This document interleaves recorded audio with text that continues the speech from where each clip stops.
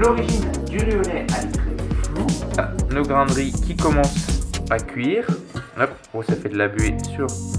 Vous devez obtenir quelque chose qui a quand même épaissi. Bonjour à tous, bienvenue dans cette nouvelle vidéo. Aujourd'hui, on va réaliser une recette qui ne rigole pas. Bon, je vous charrie peut-être un petit peu. En même temps, faut rire de temps en temps. On va réaliser un riz au lait. Allez, c'est parti.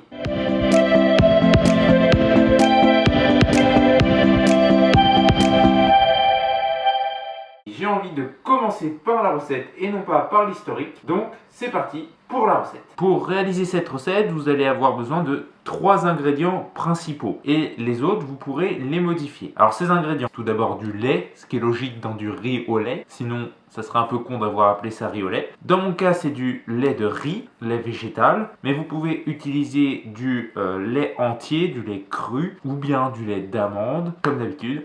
C'est vous qui voyez. Ensuite, du riz, ça se comprend aussi un petit peu. Là, c'est du riz rond. C'est pas du riz basmati ou du riz long. C'est aussi plus communément appelé du riz à dessert. Le troisième ingrédient que vous aurez besoin, c'est du sucre, bien sûr. Du sucre cassonade pour ma part, mais comme d'habitude, vous pouvez mettre du miel, du sirop d'érable ou du sucre blanc. Enfin, pour donner du goût à votre riz au lait, vous pouvez rajouter des arômes. Dans mon cas, de la vanille en poudre et un peu d'arôme de vanille. Mais vous pouvez autrement mettre du praliné par exemple, mettre de l'arôme de pistache. C'est selon le goût que vous préférez pour votre riz au lait. Et maintenant, place à la recette. Vous allez voir, cette recette elle est très facile et elle demande peu de préparation. Il y a seulement 2 étapes pour la réaliser. C'est quand même assez simple. Plus simple que la mayonnaise, je dirais. Alors, la première étape, ça va être tout simplement de venir ouvrir la brique de lait, en verser la quantité que vous désirez dans une casserole. Donc là, je vais mettre à peu près 1 demi-litre de lait.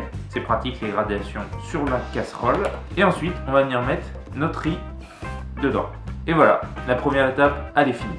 Ce mélange riz plus lait, on va venir le mettre à chauffer. Et là, maintenant, il va falloir être patient. Pour le réglage de votre plaque de cuisson ou votre feu pour cuire le riz au lait, donc il ne faut pas mettre trop fort puisque ça va être une cuisson lente. On va laisser le riz absorber le lait en quelque sorte. Il va falloir mélanger assez souvent quand même. Ah oui, j'avais oublié. Dans notre mélange lait plus riz, vous pouvez rajouter les arômes que vous avez choisi de mettre dans votre riz au lait. Si c'est de la vanille en poudre par exemple ou de la vanille liquide. Par contre, si c'est du praliné, ajoutez-le à la fin. Ou si c'est de l'arôme de pistache par exemple. Donc là ça marche pour la vanille, la fève de tonka, toutes ces choses là qui lui demandent un petit peu à infuser. Pendant que votre mélange lait, riz rond ainsi que vos arômes il est en train de chauffer, je vais vous parler un petit peu de l'aspect historique du riz au lait. Comme l'ensemble des recettes que nous avons réalisées sur la chaîne, le riz au lait a connu de multiples évolutions depuis sa création.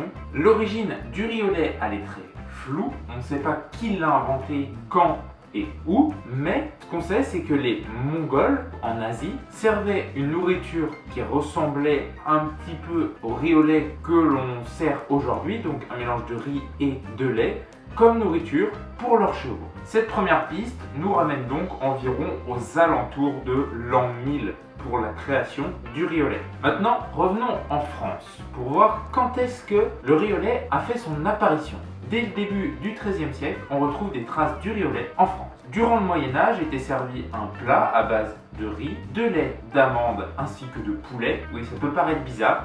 Donc un plat salé au roi, donc aux tables nobles, et qui se rapproche un petit peu du riz au lait que l'on connaît aujourd'hui. Enfin, mis à part que celui-là, il était salé. Pendant la Renaissance, on retrouve encore des traces de ce riz au lait salé, servi avec soit du poisson, soit du poulet, comme nous avons dit précédemment. Ce riz au lait, il avait la propriété, entre guillemets, puisque c'était une croyance populaire, de faire maigrir.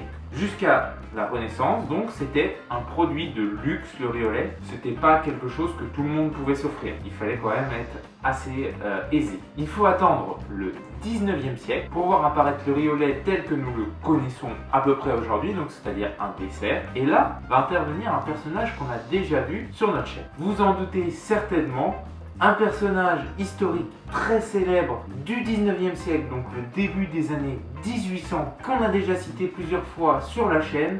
Je veux bien sûr parler de monsieur Antonin Carême. Franchement, lui, on en entend parler tout le temps. En même temps, c'est clairement l'un des premiers grands pâtissiers et un des premiers à révolutionner le monde de la pâtisserie. Donc ça, je l'ai déjà dit, je l'ai déjà abordé et on fera peut-être une vidéo à son sujet. Antonin Carême, il a révolutionné ce riz au lait puisqu'il l'a transformé d'un plat salé à un plat sucré. Cependant, c'était pas un riz au lait, entre guillemets, puisqu'il faisait cuire son riz dans de l'eau, mais la technique était la même. Pour voir apparaître le véritable riz au lait, le riz qui est cuit dans du lait, il faut attendre les années 1860-70. Enfin, si on prend un petit peu de recul sur le riz au lait, eh bien on peut se rendre compte qu'il y a différentes variantes à travers le monde entier. Déjà, rien qu'à travers la France, il y a plusieurs variantes. On a le riz au lait classique que nous réalisons aujourd'hui, donc qui est composé vanille, lait, riz. Mais vous pouvez aussi remplacer la vanille par de la cannelle, par n'importe quels arômes. En Normandie, on retrouve la torgoule, bien sûr. Donc qu'est-ce que c'est la torgoule? C'est un riz au lait qui est cuit au four et dans lequel on rajoute du beurre, bien normand.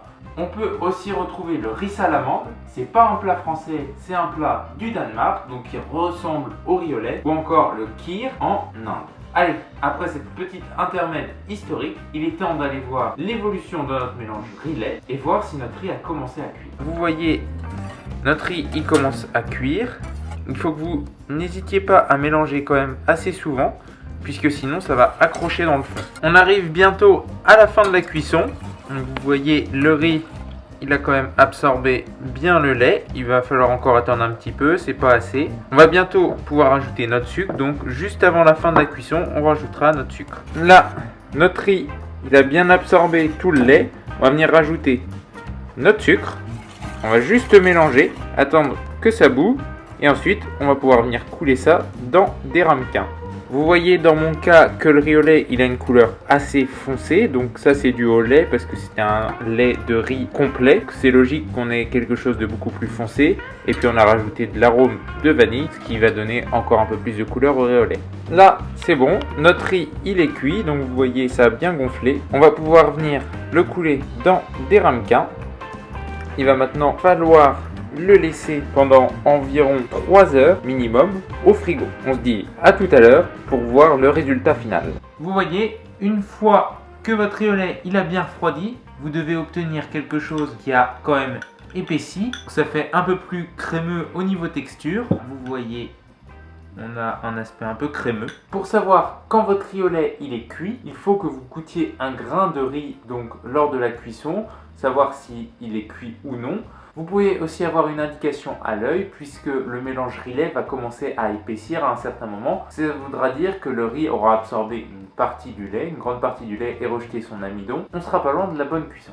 Vous voyez, ça nous donne quelque chose d'assez pas liquide mais pas solide non plus. Vous pouvez, si vous faites cuire plus longtemps votre riz, avoir quelque chose de plus compact ou bien plus liquide si vous le faites un peu moins cuire. Je vous dis merci d'avoir suivi cette vidéo. N'hésitez pas comme d'habitude à vous abonner, activer les notifications. Si vous avez des idées de recettes, laissez en commentaire vos idées. En attendant, je vous dis à la prochaine, à plus.